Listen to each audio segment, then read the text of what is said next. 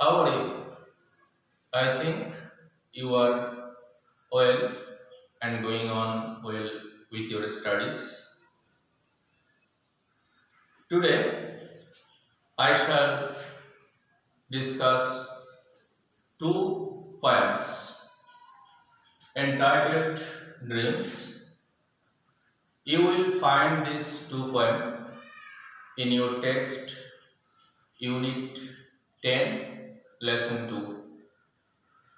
You know, this two poem whose title is Dream is composed by two poets. One of them is composed by D.S. Lawrence, an English novelist, essayist, and poet.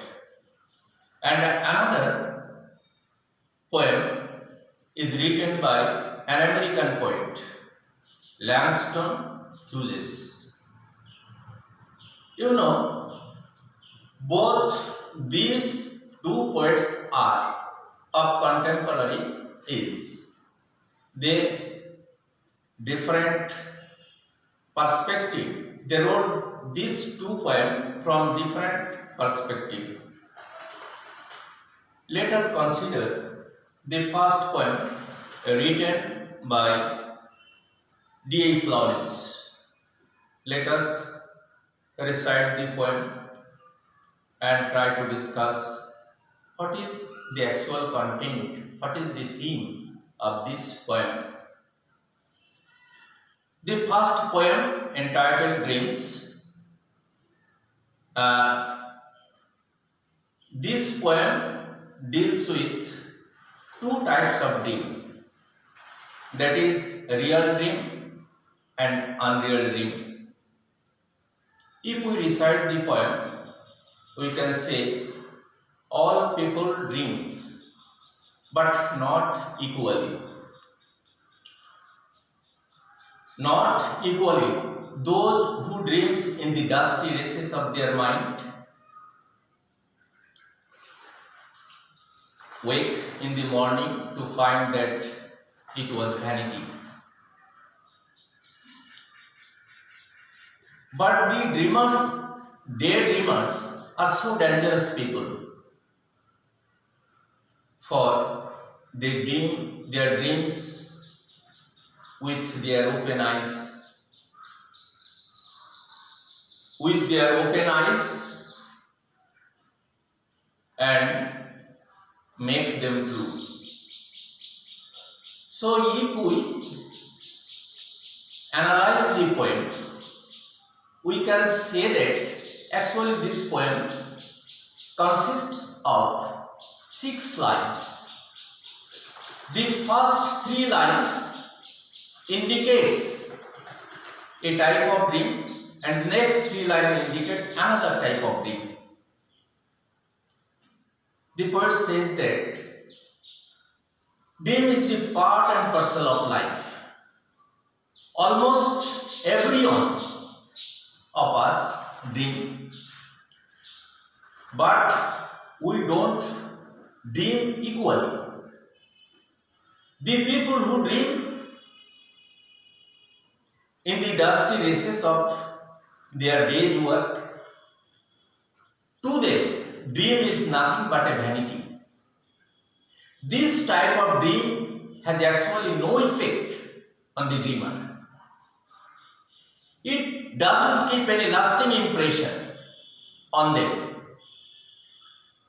According to the poet, this type of dream is meaningless. It has no effect. It has no influence. It doesn't motivate the activity of the dreamers. But those who dream by day, keeping their eyes open, according to the poet, this type of dreamers are dangerous people. The dreamers of this type considers this type of dream as their aim. They try their level best to make their dream come true. They left no stone unturned to materialize their dream. There is no such an activity that can stop them to materialize their dream. According to the poet, this type of dreamers are dangerous people. They can do and undo any type of thing to fulfill their dream, to make their life meaningful, enjoyable, fruitful. So if we sum up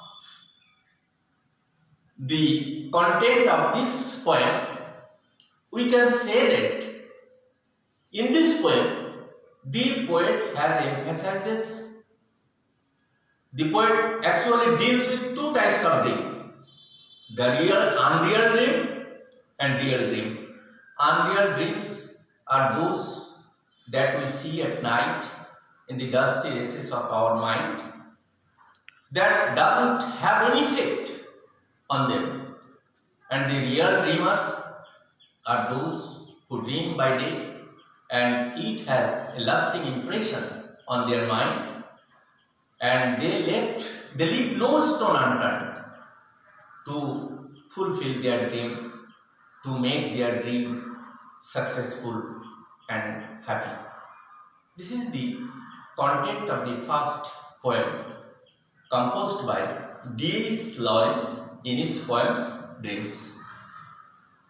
There is another poem, Dreams, of the same title, written by Langston Hughes.